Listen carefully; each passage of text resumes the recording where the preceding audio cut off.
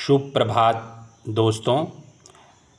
आज हम हिंदी रीडिंग में एक नई कहानी को पढ़ने वाले हैं जिसका शीर्षक है महामूर्ख। मतलब जो बिल्कुल बेवकूफ़ किस्म का, मतलब पागल किस्म का एक तरीके से कह सकते हैं इंसान। ठीक, चलिए देखते हैं कि इस महामूर्ख की कहानी में क्या है। चलिए शुरुआत करते हैं। होली और दिवाली दो त्यौहार ऐसे थे जिन पर महाराज कृष्णदेव राय अपने दरबारियों को विशेष उपाधियां दिया करते थे। दिवाली पर पंडित श्री की उपाधि दी जाती थी और होली पर महामूर्ख राज की।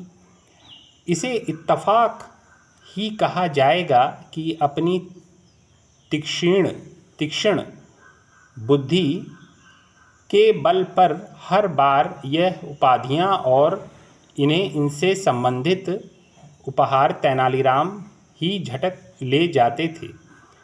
इस बार भी होली का त्यौहार आया तो चारों ओर धूम मच गई। सभी दरबारियों की एक गुप्त सभा हुई जिसमें तय हुआ कि इस बार महामूर्ख राज का खिताब और उपहार तेनालीराम को नहीं लेने दिया जाएगा। महाराज की ओर से इस बार 10,000 स्वर्ण मुद्राओं का इनाम घोषित किया गया था।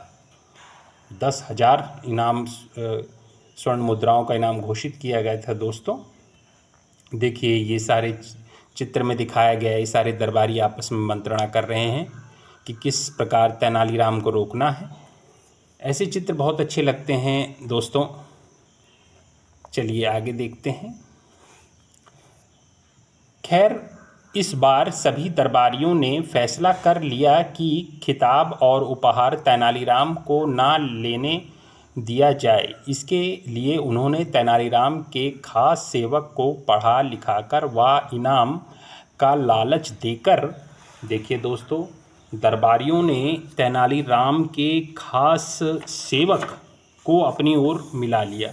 अब देखिए कि किस प्रकार तेनालीराम इन जो षड्यंत्रकारी दरबारी हैं इनसे किस प्रकार से वो बच पाते हैं। चलिए, तेनालीराम को छक्कर भांग पिलवा दी ताकि होली उत्सव पर वह अपने घर पर ही सोता रहे और राजकीय उत्सव में शामिल ना हो सके। दोपहर बाद तेनालीराम का नशा कुछ हल्का हुआ तो हड़बड़ाकर वह उठा और घबराहट में ही राजमहल की ओर दौड़ पड़ा। राजा कृष्णदेव राय उसे देखते ही डपट कर बोले, अरे तेनालीराम, क्या मूर्खता कि आज के दिन भी भांग घोंटकर सो गए। तेनालीराम पर झाड़ पड़ते देखकर सभी दरबारी प्रसन्न हो उठे और बोले, आप बिल्कुल ठीक कहते हैं महाराज, सचमुच बड़ा ही मूर्खतापूर्ण कार्य किया है तेनालीराम ने। यह मूर्ख ही नहीं, महामूर्ख है। हाँ, महामूर्ख।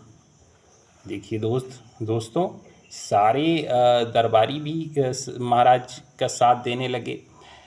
महाराज के श्रीमुख से यह सुनते ही तेनालीराम की आंखें चमक उठीं। वह बोला, आपने मुझे महामूर्ख कहा महाराज, तुम्हारा कार्य ही मूर्खों जैसा है। तुम्हें तो इस राजकीय उत्सव में सबसे पहले उपस्थित होना चाहिए था, इसलिए मैं महामूर्ख हुआ। बिल्कुल महाराज चटखारा सा लेकर बोले। क्यों भाइयों? तेनालीराम दरबारियों की ओर घूम गए, फिर पूछा, क्या आप लोग भी ऐसा ही समझते हैं कि मैं महामूर्ख हूँ? हाँ बिल्कुल, तुम महामूर्ख हो, सभी दरबारी एक स्वर में बोले। देखिए, सारे दरबारियों ने कहा कि आप महामूर्ख हैं। महाराज तेनालीराम महाराज से मुखातिब होकर बोला, आपका और पूरी सभा का आज होली उत्सव पर यह फैसला है कि मैं महामूर्ख हूँ। इसलिए महाराज ने से मेरा निवेदन है कि इस उत्सव की सबसे बड़ी उपाधि मूर्खराज और सबसे बड़ा पुरस्कार 10,000 स्वर्ण मुद्राएं मुझे प्रदान करने की कृपा करें। और इस प्रकार होली के अवसर की सबसे बड़ी उपाधि और पुरस्कार तेनालीराम ने झपट लिया। उसकी चतुराई देखकर महाराज मन ही मन उसकी प्रशंसा किए बिना ना रह सके। देखिए दोस्तों, तेनालीराम ने अपनी बुद्धिमत्ता के जरिए उन दरबारियों का जो षड्यंत्र है उसको भी ख़त्म किया और जो पुरस्कार था वो भी प्राप्त कर लिया। तो बुद्धि की चतुराई कितनी बड़ी होती है, लेकिन इसका सही इस्तेमाल हो दोस्तों तभी वो हमारे लिए लाभदायक है, नहीं तो हमें कभी बहुत बड़ा नुकसान भी पहुंचा सकती। ठीक है, तो दोस्तों आज की कहानी कैसी लगी आपको कमेंट बॉक्स में कमेंट करके बताइएगा। और कोई चीज़ कोई शब्द आपको ना समझ में आया हो तो भी कमेंट बॉक्स में कमेंट करिएगा, मैं उसका पूरी तरीके से समाधान करने का प्रयास करूँगा। तो आज के लिए इतना ही दोस्तों, आपका दिन शुभ हो। धन्यवाद।